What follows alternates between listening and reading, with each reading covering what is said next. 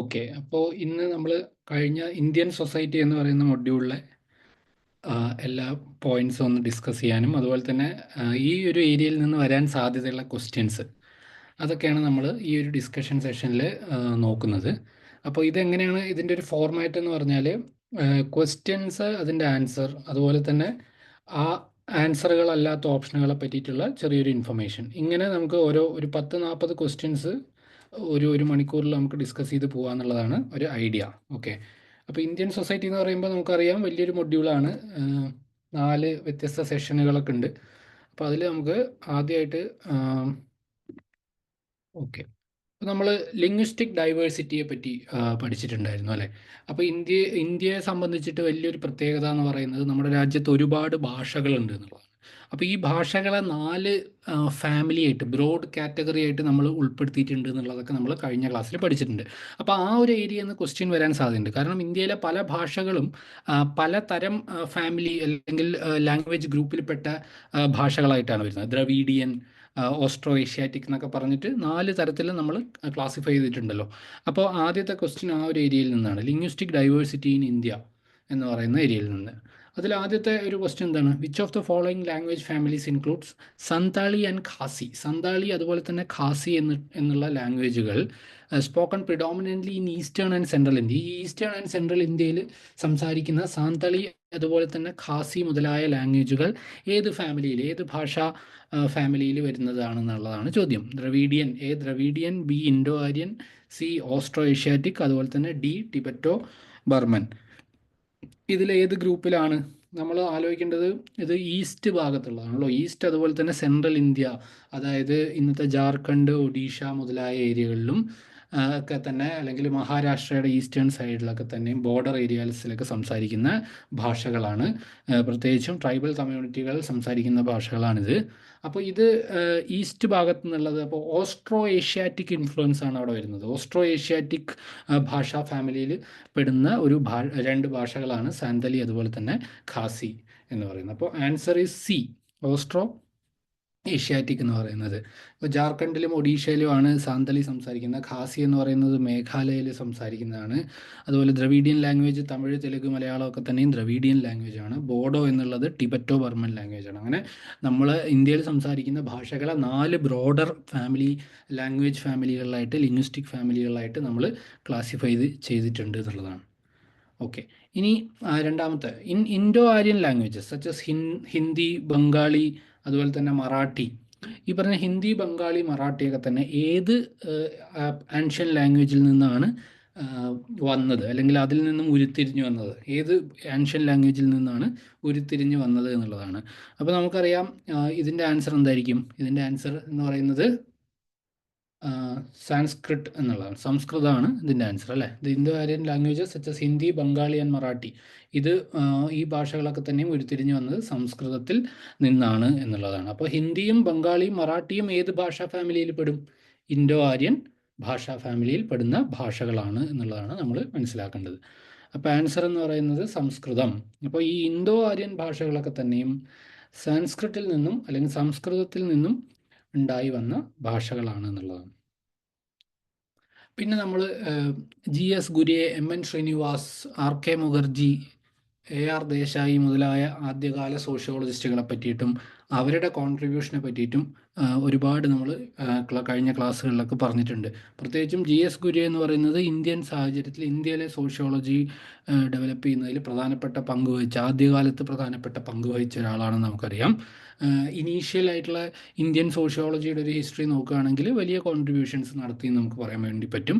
പക്ഷേ GS ഗുരിയുടെ പല theoretical ആംഗിളൊക്കെ തന്നെയും ഇന്ന് ക്രിട്ടിസൈസ് ചെയ്യപ്പെടുന്നതും ഇന്ന് ഏകദേശം ഇറലവൻ്റ് ആണെന്ന് നമ്മൾ പറയുമ്പോൾ തന്നെയും അത് തുടങ്ങുന്ന കാലത്ത് അതിൻ്റേതായൊരു പ്രസക്തി, അല്ലെങ്കിൽ സോഷ്യോളജി എന്ന് പറയുന്നൊരു ഡിസിപ്ലിൻ തുടങ്ങാനും അതിൻ്റെ ഒരു ഇൻ്റലക്ച്വൽ സ്റ്റാർട്ടിങ്ങിൽ നടത്തിയ കോൺട്രിബ്യൂഷൻ വെച്ച് നോക്കുകയാണെങ്കിൽ GS ഗുരിയ വളരെ പ്രധാനപ്പെട്ടൊരു ഒരു ഒരു ഒരു ഇൻ്റലക്ച്വൽ ആണെന്ന് നമുക്ക് ഒരു സോഷ്യോളജിസ്റ്റ് ആണെന്ന് പറയാം. അപ്പോൾ GS ഗുരിയായിട്ട് ബന്ധപ്പെട്ടിട്ടുള്ള ക്വസ്റ്റ്യൻ എന്താണ്? GS Ghurye's perspective on Indian tribes emphasized their. അപ്പോൾ GS ഗുരിയെ ഇന്ത്യൻ ട്രൈബിനെ പറ്റിയിട്ട് പറഞ്ഞ കാര്യങ്ങളിൽ ഇതിൽ താഴെ പറയുന്നതിൽ ഏതാണ് പ്രധാനപ്പെട്ടൊരു പോയിന്റ് എന്നുള്ളതാണ്. അപ്പോൾ എന്തെങ്കിലും ഡൗട്ടൊക്കെ ഉണ്ടെങ്കിൽ അപ്പം തന്നെ ചോദിക്കുകയും ചെയ്യാം കേട്ടോ. ഇതൊരു ഇൻ്ററാക്റ്റീവ് സെഷനായിട്ടും കൂടിയാണ് നമ്മൾ വിചാരിക്കുന്നത്. അപ്പോൾ നിങ്ങൾക്ക് ഡൗട്ട് ഉണ്ടെങ്കിൽ ചോദിക്കാം. അപ്പോൾ എത്ര പേര് ഈ ഒരു ലൈവ് മീറ്റിങ്ങിൽ ഉണ്ട് എന്ന് എനിക്കിപ്പോൾ കാണാൻ പറ്റുന്നില്ല. അപ്പോൾ നിങ്ങൾക്ക് ഡൗട്ട് ഉണ്ടെങ്കിൽ പറയാം. ഓക്കെ. അപ്പോൾ ഒരു ഇതും വേണ്ട, അപ്പം തന്നെ ചോദിക്കാൻ വേണ്ടി പറ്റും. ഓക്കെ. അപ്പോൾ ജി എസ് ഗുരിയുടെ ഇന്ത്യൻ ട്രൈബുമായി ബന്ധപ്പെട്ടിട്ട് ഇതിൽ ഏതാണ് പ്രധാനപ്പെട്ട പോയിന്റ്? ഒന്നാമത്തെ എ എന്ന് പറയുന്നത് complete isolation from main stream society. അങ്ങനെ ജി എസ് ഗുരിയെ പറഞ്ഞിട്ടുണ്ടോ? ഇന്ത്യൻ ട്രൈബ്സ് ഇന്ത്യയുടെ മുഖ്യധാര സമൂഹത്തിൽ നിന്നും മാറി നിന്ന് ഐസൊലേറ്റ് ചെയ്ത് നിൽക്കുകയാണെന്ന് ജി എസ് ഗുരിയെ പറഞ്ഞിട്ടുണ്ടോ? അറിയില്ല. Second point, gradual integration into Hindu social structure. ഹിന്ദു സാമൂഹിക ഘടനയുടെ ഉള്ളിൽ തന്നെ അവർ മെല്ലെ മെല്ലെ ഉൾച്ചേർന്ന് വന്നിരിക്കുകയാണെന്ന് ജി എസ് ഗുരു പറഞ്ഞിട്ടുണ്ടോ?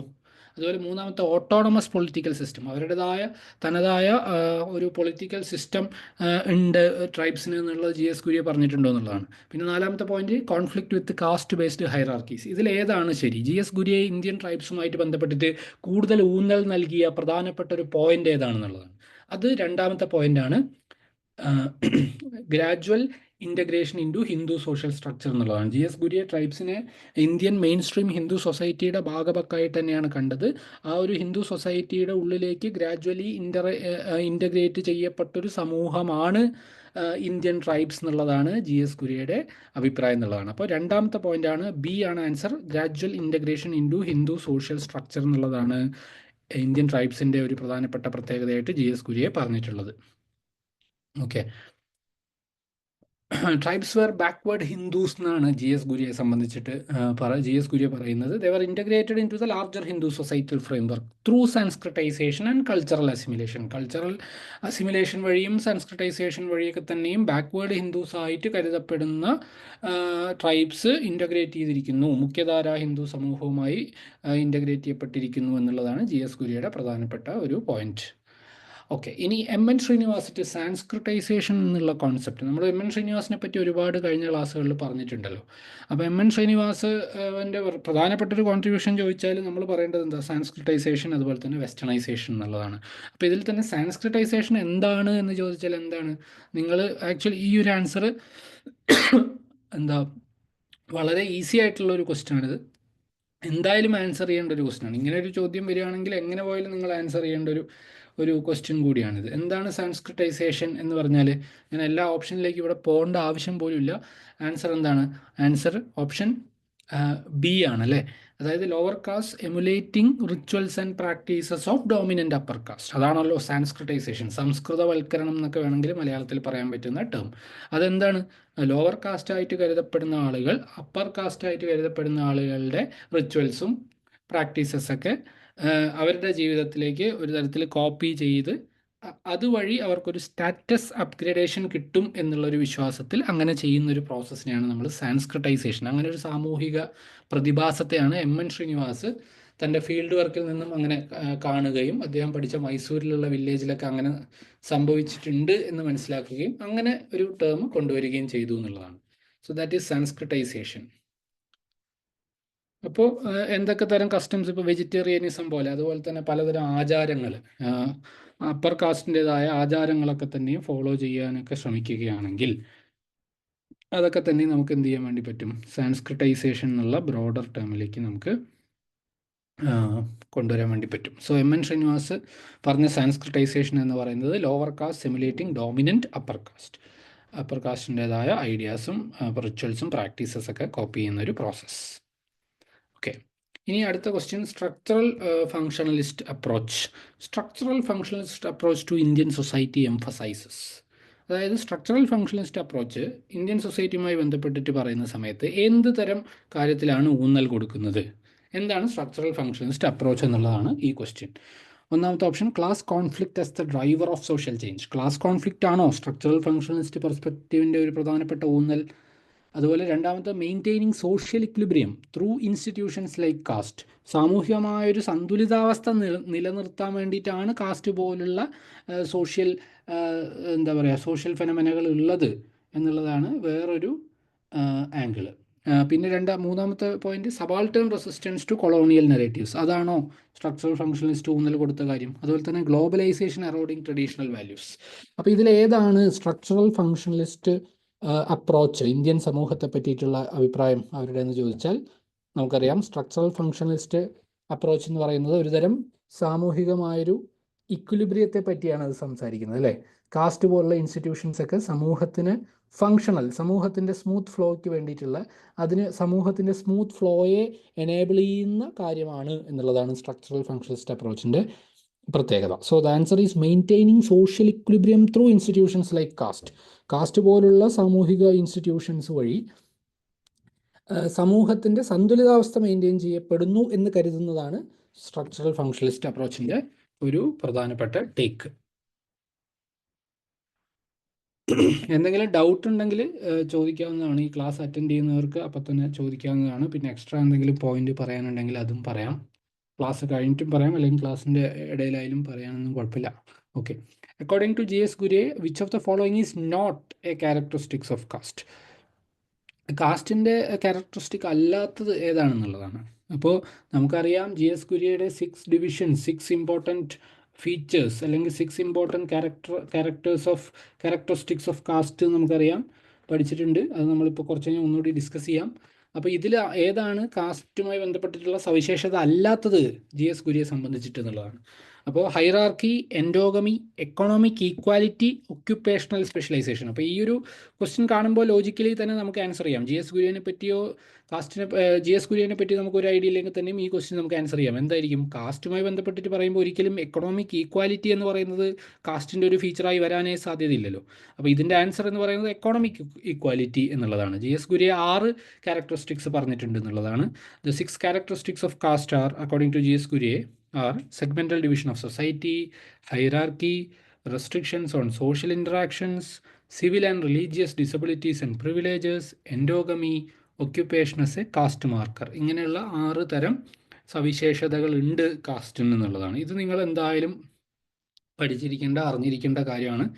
ഗുര്യയുടെ 6 ക്യാരക്ടറിസ്റ്റിക്സ് ഓഫ് കാസ്റ്റ് എന്ന് പറയുന്നത്. അപ്പോൾ ഇതുപോലെ ഗുര്യനെ പറ്റി, അല്ലെങ്കിൽ അതുപോലെ തന്നെ AR ദേശായിനെ പറ്റി, അല്ലെങ്കിൽ RK മുഖർജിയെ പറ്റിയൊക്കെ പഠിക്കുമ്പോൾ നമ്മൾ പറയേണ്ട വേറൊരു കാര്യം എന്ന് പറഞ്ഞാൽ ഇവരൊക്കെ ഏത് തരം ഫിലോസഫിയുമായി ബന്ധപ്പെട്ടിട്ടാണ്, അല്ലെങ്കിൽ ഏത് തരം ട്രഡീഷൻസ് ആണ് ഫോളോ ചെയ്തിട്ടുണ്ടായിരുന്നത് എന്നുള്ളതാണ്. ഗുര്യയെ സംബന്ധിച്ച് അദ്ദേഹം ഒരു സ്ട്രക്ചറൽ ഫങ്ഷണലിസ്റ്റ് ആയിരുന്നു. കാസ്റ്റ് എന്ന് പറയുന്നത് സമൂഹത്തിൻ്റെ സന്തുലിതാവസ്ഥയ്ക്ക് ഉതകുന്നതാണെന്നുള്ള രീതിയിലാണ് GS Gurye പ്രതിപാദിച്ചത്. അപ്പോൾ AR ദേശായിയെ സംബന്ധിച്ച് നോക്കുകയാണെങ്കിൽ AR ദേശായി ഇതിൽ പറയുന്ന ഏത് പെർസ്പെക്റ്റീവിനെയാണ് ഫോളോ ചെയ്തതെന്നുള്ളതാണ് question. A, structural functionalism, B, Marxist sociology, C, post modernist approach, D, Gandhian perspective. നമുക്കറിയാം AR ദേശായി എന്ന് പറയുന്നത് ഒരു മാർക്സിസ്റ്റ് ആണ്.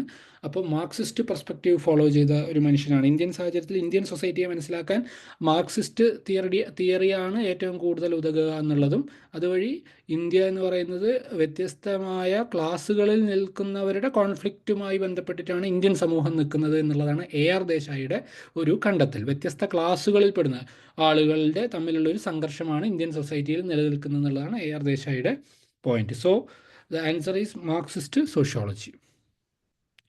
ക്ലാസ് സ്ട്രഗിൾ, ക്യാപിറ്റലിസം, അതുപോലെ തന്നെ സ്റ്റേറ്റ് പവർ, ഇതുമായി ബന്ധപ്പെട്ടിട്ടാണ് ഇന്ത്യൻ സമൂഹത്തെ മനസ്സിലാക്കാൻ AR ദേശായി ശ്രമിച്ചത്. അദ്ദേഹത്തിൻ്റെ പ്രധാനപ്പെട്ട book social background of Indian nationalism എന്ന് പറയുന്നതാണ്.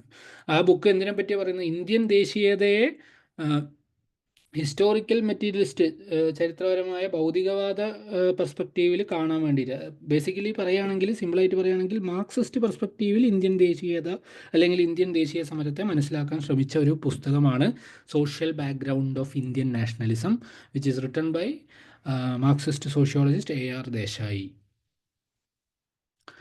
അപ്പോൾ ആ ക്വസ്റ്റ്യൻ തന്നെ വേറൊരു ഫോമാണിത്. According to AR Desai, the Indian nationalist movement was, എന്താണ് AR ദേശിയെ സംബന്ധിച്ചിട്ട് ഇന്ത്യൻ ദേശീയ പ്രസ്ഥാനം എന്ന് പറയുന്നത്? A spiritual movement led by Mahatma Gandhi, A movement of the bourgeoisie against colonial rule, A cultural revivalist movement, A spontaneous uprising of the masses. ഇതിലേതാണ് Indian ദേശീയ സമരം? Indian ദേശീയ സമരം AR ദേശായിയെ സംബന്ധിച്ചിടത്തോളം a movement of the bourgeoisie against colonial rule, colonial റൂളിനെതിരായി ഇന്ത്യയുടെ തദ്ദേശീയ ലോക്കൽ ബൂർഷ്വാസികളുടെ ഒരു സമരമാണ് എന്നുള്ളതാണ് ഇന്ത്യൻ ദേശീയ പ്രസ്ഥാനത്തെ സംബന്ധിച്ചിട്ട് AR ദേശായിയുടെ ഒരു ടേക്ക് എന്ന് പറയുന്നത്, ഒരു തിയറട്ടിക്കൽ ആംഗിൾ എന്ന് പറയുന്നത്. ഓക്കെ. അപ്പോൾ എന്തുകൊണ്ടാണ് ഇന്ത്യൻ ബൂർഷ്വാസി അങ്ങനെ സമരം ചെയ്യേണ്ടി വന്നത് എന്ന് പറഞ്ഞാൽ, ബ്രിട്ടീഷ് കൊളോണിയൽ പോളിസികൾ പലതും ഇന്ത്യയിലെ തദ്ദേശീയരായ ക്യാപിറ്റലിസ്റ്റുകൾക്കെതിരാവുകയും അപ്പോൾ അതിനെതിരെ ഏതെങ്കിലും തരത്തിൽ സമരം ചെയ്തുകൊണ്ട് മാത്രം മുന്നോട്ട് വരാൻ പറ്റുള്ളൂ എന്ന് മനസ്സിലാവുകയും അത്തരത്തിലുള്ള ഒരു ഫോർമേഷനാണ് ഇന്ത്യൻ ദേശീയ സമരത്തെ നയിച്ചത് എന്നുള്ളതാണ് AR ദേശായിയുടെ ഒരു point.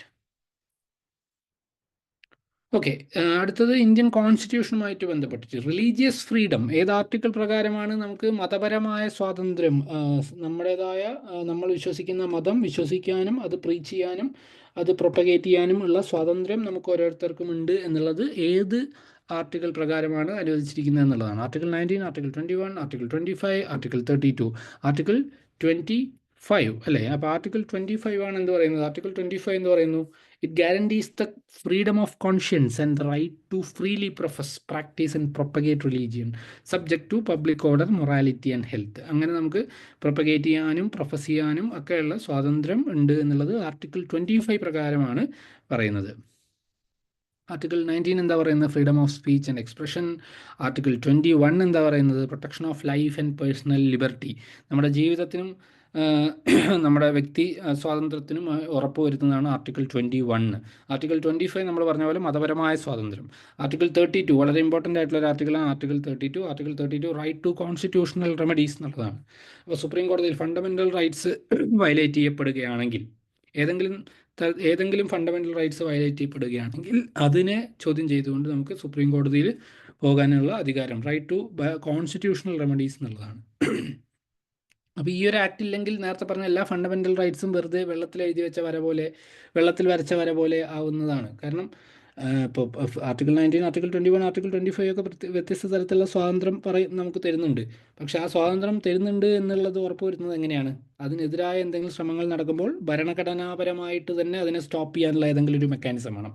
So that is given by article 32, where you have the right to move to supreme court if you feel that any of the fundamental rights is violated എന്നുള്ളതാണ്. അപ്പോൾ അതാണ് ആർട്ടിക്കിൾ 32ൻ്റെ പ്രത്യേകത. Constitutional റെമഡീസിന് വേണ്ടിയിട്ട് നമുക്ക് supreme കോടതിയെ സമീപിക്കാൻ പറ്റും എന്നുള്ള പ്രൊവിഷൻ.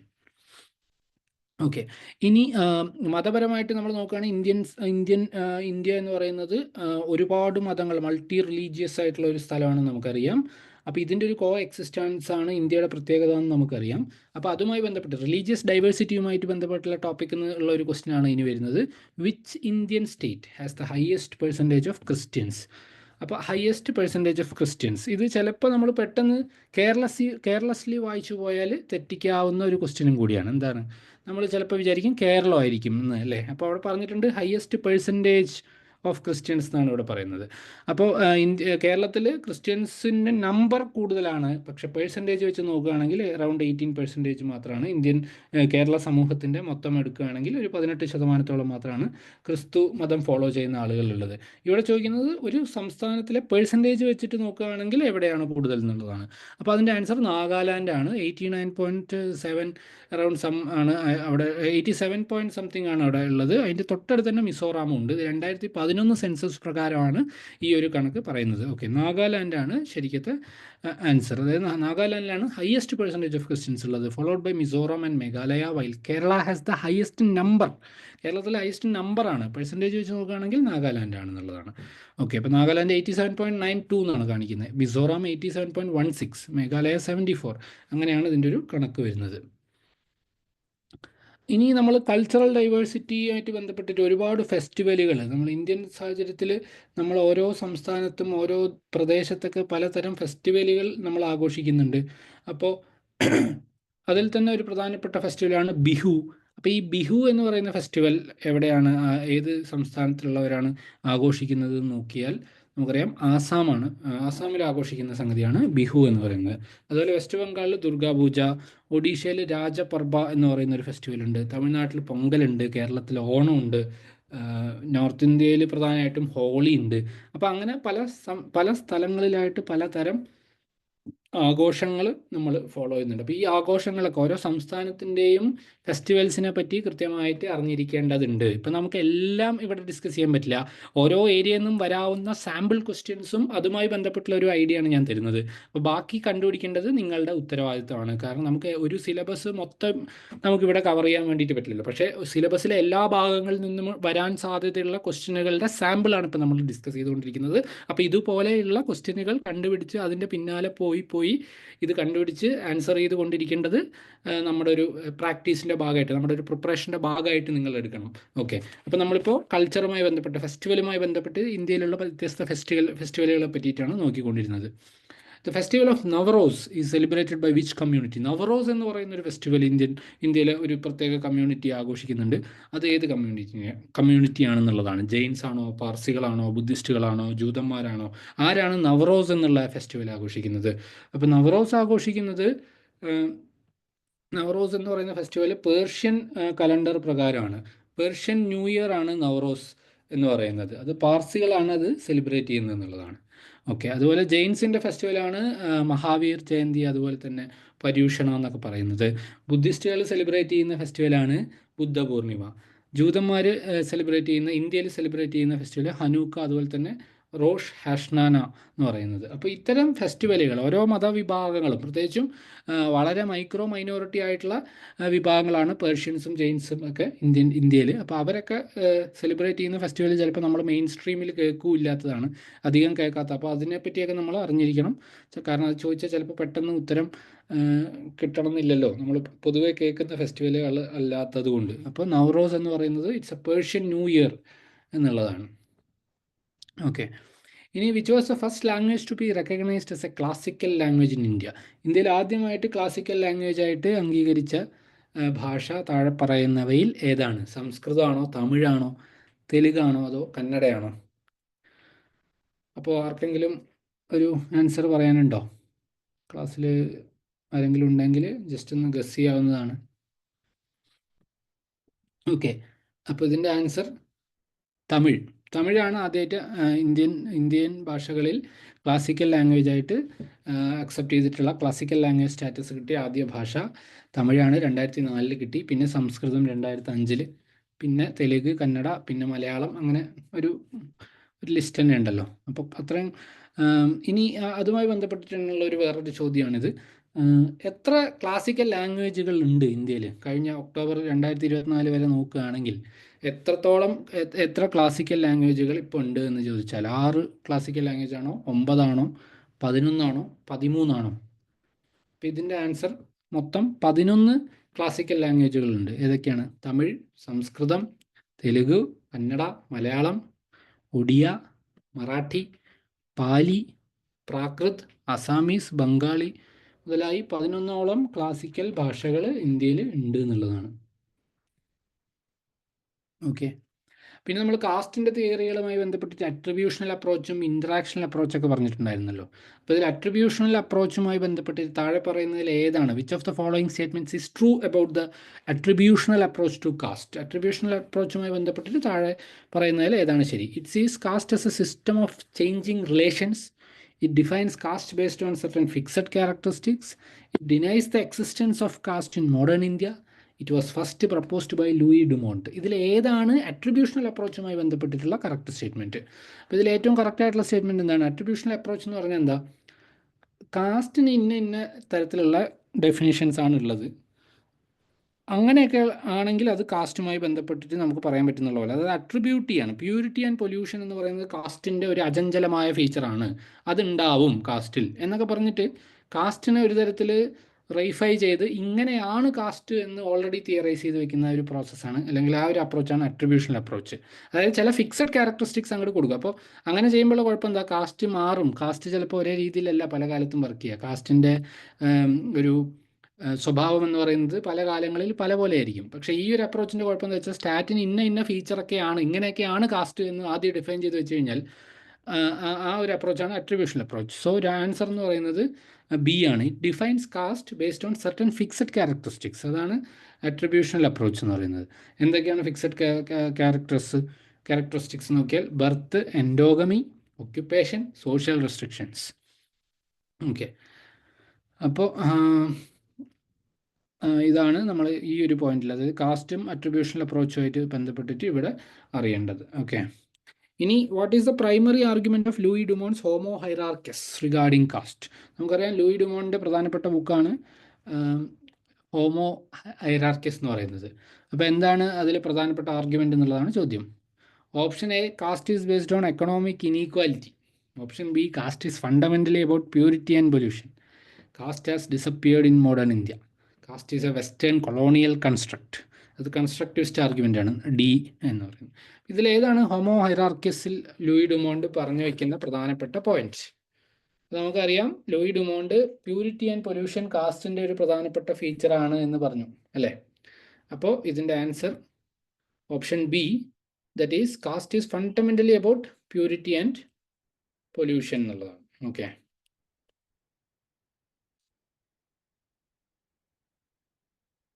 ഓക്കെ, അടുത്ത ചോദ്യം. Which supreme court judgment upheld the Mandal Commission's recommendations with some modifications? Okay, ഇത് വളരെ ഇമ്പോർട്ടൻ്റ് ആയിട്ടുള്ള ഒരു ചോദ്യമാണ്. സാധാരണ നമുക്ക് മണ്ഡൽ കമ്മീഷൻ എന്താണെന്ന് അറിയാം. അതിൽ റിസർവേഷൻ, ഒ ബി സി കമ്മ്യൂണിറ്റിക്കുള്ള റിസർവേഷൻ്റെ പെർസെൻറ്റേജും കാര്യങ്ങളൊക്കെ നമുക്കറിയാം, അതിൻ്റെ വർഷം, ഇതൊക്കെ നമ്മൾ ഓൾറെഡി പഠിച്ച കാര്യം. പക്ഷേ മണ്ഡൽ കമ്മീഷൻ്റെ റെക്കമെൻഡേഷൻസിന് എതിരെ ഒരുപാട് കേസുകൾ സുപ്രീം കോടതിയിലേക്ക് പോയിട്ടുണ്ടല്ലോ. അപ്പോൾ അത് ശരിയല്ല എന്ന് മണ്ഡൽ കമ്മീഷൻ പറഞ്ഞതാണ് ശരി എന്നും സുപ്രീം കോടതി വിധിച്ചൊരു കേസുണ്ട്. അത് ഏത് കേസാണെന്നുള്ളതാണ്. അപ്പോൾ അതാണ് ഇന്ദിരാ സാഹ്നി കേസ്. ഇന്ദിരാ സാഹ്നി കേസ് എന്നറിയപ്പെടുന്ന കേസ്. പക്ഷേ ആ കേസിൽ ചെറിയൊരു മോഡിഫിക്കേഷൻ വരുത്തി ക്രീമി ലെയർ എന്നുള്ള ഒരു ഐഡിയ കൊണ്ടുവന്നു എന്നുള്ളതാണ്. ക്രീമി ലെയറിൻ്റെ മുകളിൽ വരുന്ന ആ ഒരു പ്രത്യേക എക്കണോമിക് ഒരു കാറ്റഗറി വെച്ചിട്ട് അതിന് മുകളിൽ വരുന്നവർക്ക് ഈ ബെനിഫിറ്റുകൾ കൊടുക്കരുത് എന്നുള്ളൊരു കണ്ടീഷൻ, ഒരു ക്ലോസ് സുപ്രീം കോടതി ഈ ഒരു കേസുമായിട്ട് ബന്ധപ്പെട്ടിട്ട് വന്നിട്ടുണ്ടെന്നുള്ളതാണ്. ഇതിൽ പറയുന്ന ബാക്കി കേസുകളൊക്കെ ജസ്റ്റ് നോക്കുക. കേശവാനന്ദ ഭാരതി കേസ് ബേസിക് സ്ട്രക്ചറുമായി ബന്ധപ്പെട്ട്, ഭരണഘടനയുടെ ബേസിക് സ്ട്രക്ചറുമായി ഡിഫൈൻ ചെയ്ത് പറയുന്ന കാര്യങ്ങളാണ് കേശവാനന്ദ ഭാരതി കേസിൽ ഡിസ്കസ് ചെയ്തിട്ടുള്ളത്. മിനർവ മിൽസ് കേസ് എന്തിനെ പറ്റിയിട്ടാണ്? ജുഡീഷ്യൽ റിവ്യൂ ഓഫ് കോൺസ്റ്റിറ്റ്യൂഷണൽ അമെൻമെൻറ്റുമായി ബന്ധപ്പെട്ടിട്ടുള്ളതാണ്. ഗോലക്നാഥ് കേസ് എന്ന് പറയുന്നത് parliament's power to amend fundamental rights. Fundamental rights amend ചെയ്യാനുള്ള പവർ പാർലമെൻറ്റിനുണ്ടോ ഇല്ലേ എന്നുള്ളതാണ് ഗോലക്നാഥ് കേസുമായി ബന്ധപ്പെട്ടിട്ടുള്ള കാര്യങ്ങൾ. അപ്പോൾ മണ്ഡൽ കമ്മീഷൻ്റെ ശുപാർശകളെ ചെറിയ മോഡിഫിക്കേഷനോടുകൂടി, അതായത് ക്രീമി ലെയർ എന്ന് പറയുന്ന ഒരു പുതിയൊരു കാറ്റഗറി ഇൻട്രൊഡ്യൂസ് ചെയ്തുകൊണ്ട്, എന്നാൽ മണ്ഡൽ കമ്മീഷൻ പറഞ്ഞതിനെ അക്സെപ്റ്റ് ചെയ്തൊരു വിധിയാണ് ഇന്ദിരാ സാഹ്നി കേസ്. ഓക്കെ, ഇനി അടുത്തത്. According to the evolutionary theory of caste proposed by GS Kurien, what is the fundamental basis of caste formation in India? Evolutionary തിയറിയാണ് GS കുര്യൻ മുന്നോട്ട് വെച്ചത്. അദ്ദേഹത്തെ സംബന്ധിച്ചിട്ട് എന്താണ് ഇന്ത്യയിൽ കാസ്റ്റ് ഫോർമേഷൻ്റെ ഏറ്റവും അടിസ്ഥാനം എന്താണ്? Economic changes in Indian society, racial differences and migration, religious and ritual practices, political conflicts and conquest. അപ്പോൾ ഇതിൽ നമുക്കറിയാം ഇന്ത്യൻ സാഹചര്യത്തിൽ റേസുമായി ബന്ധപ്പെട്ടിട്ടുള്ള വ്യത്യാസം, കറുത്തവരും കറുത്ത സ്കിന്നുള്ളവരും വെളുത്ത സ്കിന്നുള്ളവരുമായിട്ടുള്ളൊരു ആദ്യഘട്ടത്തിലുള്ള കോണ്ടാക്റ്റ് മൂലമാണ്, അതിനെ ക്ലാസിഫൈ ചെയ്യാൻ വേണ്ടിയിട്ടാണ് ഈ ഒരു സിസ്റ്റം കൊണ്ടുവന്നതെന്നുള്ള രീതിയിലാണ് GS കുര്യൻ പറഞ്ഞു വയ്ക്കുന്നത്. അപ്പോൾ ഈ ഒരു റേഷ്യൽ ഡിഫറൻസ്, അതായത് ആര്യൻസ് എന്ന് പറയുമ്പോൾ യൂറോപ്പിൽ നിന്ന്, പ്രത്യേകിച്ചും യൂറോപ്പ് സൈഡിൽ നിന്ന്, സ്റ്റെപ്പ്സ് എന്ന് പറയുന്ന സ്ഥലങ്ങളിൽ നിന്നൊക്കെ ഇന്ത്യയിലേക്ക് സൗത്ത് വേർഡ് മൈഗ്രേഷൻ വഴി ഒരു ഘട്ടത്തിൽ വന്ന ആളുകളാണ് ആര്യൻസ് എന്നാണ് പറയുന്നത്. അപ്പോൾ അങ്ങനെയുള്ള ഇയർലി ആര്യൻ മൈഗ്രേഷൻ ഇന്ത്യയിൽ വരുന്ന സമയത്ത് ഇന്ത്യയിലുള്ള ആളുകൾ, ആ കാലത്ത് ഇന്ത്യ എന്ന് പറയുന്ന ജോഗ്രഫിയിൽ ജീവിച്ച ആളുകളെ കാണുമ്പോൾ അവർക്ക് കമ്പാറേറ്റീവ്ലി കുറച്ചുകൂടി കറുത്ത നിറമായിട്ടും ബ്രൗൺ നിറമായിട്ടും, അതായത് അവരുടെ നിറമായിട്ട് കൃത്യമായിട്ട് വ്യത്യാസം മനസ്സിലാവുകയും ആ ഒരു ഡിസ്റ്റിങ്ഷൻ വേണ്ടിയിട്ട്, അതായത് ഈ വെളുത്ത നിറമുള്ള അല്ലെങ്കിൽ തൊലി വെളുത്തിരിക്കുന്ന ആളുകളെ സുപ്പീരിയർ ആയിട്ട് അവർ തന്നെ കാണുകയും ബാക്കിയുള്ളവരെ ക്ലാസിഫൈ ചെയ്ത് വ്യത്യസ്ത തട്ടുകളിലേക്ക് ക്ലാസിഫൈ ചെയ്തിട്ട് വന്നൊരു സിസ്റ്റം, ദാറ്റ് ഈസ് വർണ്ണ സിസ്റ്റം. ആ വർണ്ണ സിസ്റ്റത്തിൻ്റെ പിന്നെയുള്ളൊരു വകഭേദം, വർണ്ണ സിസ്റ്റത്തിൻ്റെ വകഭേദം എന്നല്ല, വർണ്ണ സിസ്റ്റമാണ് ഈ കാസ്റ്റ് സിസ്റ്റത്തിൻ്റെ പിന്നിലുള്ളൊരു അടിസ്ഥാന ഫിലോസഫി എന്നുള്ള രീതിയിലാണ് GS കുര്യൻ പറയുന്നത്. പക്ഷേ വർണ്ണ സിസ്റ്റവും കാസ്റ്റ് സിസ്റ്റവും വ്യത്യസ്തമായിട്ട് തന്നെ മനസ്സിലാക്കേണ്ട രണ്ട് തരം സിസ്റ്റമാണ്. പക്ഷേ വർണ്ണ സിസ്റ്റമാണ് അടിസ്ഥാനപരമായി ഈ ആളുകളെ പല തട്ടിൽ ഡിവൈഡ് ചെയ്യുന്നൊരു പ്രോസസ്സ് തുടങ്ങി വെക്കുന്നത് വർണ്ണ സിസ്റ്റവുമായിട്ട് ബന്ധപ്പെട്ടിട്ടാണെന്നുള്ളതാണ് നമ്മൾ മനസ്സിലാക്കേണ്ടത്. ഓക്കെ, അപ്പോൾ ഇനി അടുത്ത question. Who is most closely associated with study of the jajmani system? അപ്പോൾ ഇന്ത്യയിലുള്ള ഒരു സിസ്റ്റം നമ്മൾ പഠിച്ചു. ജജ്മാനി സിസ്റ്റം എന്താണെന്ന് നമ്മൾ പഠിച്ചു. ഒരു ഫ്യൂഡൽ വ്യവസ്ഥിതിയിൽ ലാൻഡ് ഓണേഴ്സിനെ സെർവ് ചെയ്യുന്ന പല കാസ്റ്റുകളും, ആ കാസ്റ്റുകൾക്ക് അവർ ഇത് സെർവ് ചെയ്യുന്നതിൻ്റെ ഭാഗമായി അവർക്ക് ലാൻഡ് ഓണേഴ്സിൽ നിന്നും കിട്ടുന്ന ചില സഹായം in the form of agrarian products അല്ലേ. അപ്പോൾ ലാൻഡ് ഓണിങ് ക്ലാസ്സുകളായിരിക്കും ആ സ്ഥലത്തിൻ്റെ മൊത്തം വിളവെടുപ്പിൻ്റെയും എന്താ കസ്റ്റോഡിയൻസ് അല്ലേ, അതിൻ്റെ ഓണേഴ്സ്. അപ്പോൾ അവർക്ക് പക്ഷേ ആ ലാൻഡ് ഓണിങ് കാസ്റ്റിന് ഒറ്റയ്ക്കായിട്ട് ജീവിക്കാൻ പറ്റില്ല. അവർക്ക് ഒരുപാട് പണികൾ എടുത്തു കൊടുക്കേണ്ട സർവീസ് കാസ്റ്റുകൾ ഉണ്ടായി വരികയും ആ സർവീസ് കാസ്റ്റുകൾ ആ പണി ചെയ്യുന്നതിൻ്റെ ഭാഗമായിട്ട് അതിൻ്റെ പ്രത്യുപകാരം എന്നുള്ള നിലയിൽ അവർക്ക് അഗ്രേറിയൻ ഗുഡ്സ് ഒക്കെ കിട്ടുന്ന ഒരു ഫ്യൂഡൽ വ്യവസ്ഥിതിയിൽ ഉണ്ടായിരുന്ന സിസ്റ്റത്തെയാണ് ജജ്മാനി സിസ്റ്റം എന്ന് പറയുന്നത്. ഈ ഒരു ജജ്മാനി സിസ്റ്റം ആരാണ് കൂടുതലായിട്ട് പഠിച്ചത്? താഴെ പറയുന്നതിൽ M N Srinivas, G S Kurian, William H Wiser, Oscar Lewis. ഇതിൽ വില്യം എച്ച് വൈസറാണ് ഉത്തർപ്രദേശിലെ പല ഗ്രാമങ്ങളിലും പോയിട്ട് അവിടുത്തെ അഗ്രേറിയൻ റിലേഷൻസ് മനസ്സിലാക്കിക്കൊണ്ട് ജജ്മാനി സിസ്റ്റത്തെ പറ്റിയിട്ട് തിയറൈസ് ചെയ്തത്. സോ വില്യം എച്ച് വൈസർ എന്ന് പറയുന്ന മനുഷ്യൻ ആണ് ജജ്മാനി സിസ്റ്റത്തെക്കുറിച്ച് കൂടുതലായിട്ട് പഠിച്ചത്. അങ്ങനെ പഠിച്ചതിൻ്റെ ഭാഗമായിട്ട് ദ ഹിന്ദു ജജ്മാനി സിസ്റ്റം എന്ന് പറയുന്ന പുസ്തകം അദ്ദേഹം 1936 എഴുതിയിട്ടുണ്ട് എന്നുള്ളതാണ്. അപ്പോൾ ജജ്മാനി സിസ്റ്റം വില്യം എച്ച് വൈസറാണ് പഠിച്ചിട്ടുള്ളത് എന്നുള്ളതാണ് നമ്മൾ ഇവിടുന്ന് മനസ്സിലാക്കേണ്ട ഒരു പ്രധാനപ്പെട്ട പോയിന്റ്. ഓക്കെ, ഇനി അടുത്തത് which of the following is a key feature of the westernisation process. താഴെ പറയുന്നതിൽ വെസ്റ്റേണൈസേഷൻ പ്രോസസ്സിൻ്റെ പ്രധാനപ്പെട്ട ഒരു ഫീച്ചർ നമുക്കറിയാം. വെസ്റ്റേണൈസേഷൻ എന്ന് പറയുന്നത് എന്താ? യൂറോപ്യൻ മോഡേണിറ്റിയുടെ ആശയങ്ങളൊക്കെ തന്നെയും ഇന്ത്യൻ സാഹചര്യത്തിൽ അഡോപ്റ്റ് ചെയ്യപ്പെട്ട ഒരു പ്രോസസ്സാണ് വെസ്റ്റേണൈസേഷൻ പ്രോസസ്സ് എന്ന് എം എൻ ശ്രീനിവാസ് പറയുന്നു അല്ലേ. അപ്പോൾ എന്തൊക്കെയാണ് പോയിന്റ്സ്? എന്തൊക്കെയാണ്? The spread of technological advancements, the strengthening of caste based identities, the adoption of western cultural norms and values, the rejection of colonial legacies in post independence India. ഇതിൽ ഏതാണ് വെസ്റ്റേണൈസേഷനുമായിട്ട് ബന്ധപ്പെട്ടുള്ള point എന്നുള്ളത് നമുക്കൊന്ന് വെറുതെ ആലോചിച്ചാൽ ആ ഓപ്ഷൻസ് ഒക്കെ 2 പ്രാവശ്യം വായിച്ചാൽ തന്നെ ഇതിന് മുമ്പ് വെസ്റ്റേണൈസേഷനെ പറ്റി ഐഡിയ ഇല്ലെങ്കിൽ പോലും ആ വാക്കുകൾ കണ്ടാൽ തന്നെ നമുക്ക് മനസ്സിലാവും. ആൻസർ എന്ന് പറയുന്നത് എന്താണ്? The adoption of western cultural norms and values അല്ലേ. The adoption of western cultural norms and values എന്നുള്ള പ്രോസസ്സിനെയാണ് വെസ്റ്റേണൈസേഷൻ എന്ന് പറയുന്നത്. എന്തൊക്കെ തരം വാല്യൂസാണ് വെസ്റ്റ് ആയിട്ട് ഐഡൻറ്റിഫൈ ചെയ്യുന്നത്? Individualism, rationalism, democracy, modern technology മുതലായ കാര്യങ്ങളൊക്കെ തന്നെയും വെസ്റ്റേൺ കൾച്ചറൽ നോംസ് ആയിട്ടാണ് അംഗീകരിക്കുന്നത്. അപ്പോൾ വെസ്റ്റുമായിട്ടുള്ള കോണ്ടാക്റ്റ് വഴി ദീർഘകാലത്തെ കൊളോണിയൽ ഇൻട്രാക്ഷൻ വഴി ഇത്തരം വെസ്റ്റേൺ ആശയങ്ങൾ അല്ലെങ്കിൽ മൂല്യങ്ങളൊക്കെ തന്നെയും ഇന്ത്യൻ സാഹചര്യത്തിലേക്ക് വരികയും ഇന്ത്യക്കാരത് അഡോപ്റ്റ് ചെയ്യുകയും ചെയ്തു എന്നുള്ള ആ ഒരു സാമൂഹിക പ്രതിഭാസത്തെയാണ് വെസ്റ്റേണൈസേഷൻ എന്ന് പറയുന്നത്.